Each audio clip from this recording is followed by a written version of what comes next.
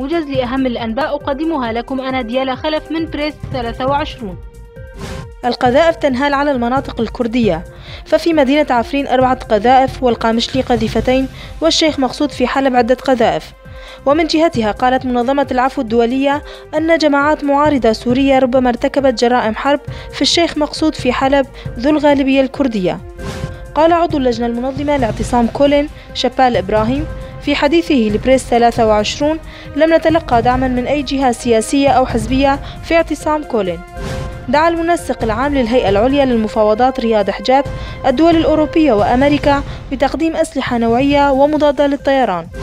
موسكو سنطرح مسألة إشراك الكرد في اجتماع مجموعة دعم سوريا. مقتل قيادي بارز مصطفى بدر الدين من حزب الله اللبناني بالقرب من مطار دمشق. موسكو: لا حديث عن عمل عسكري روسي أمريكي في سوريا.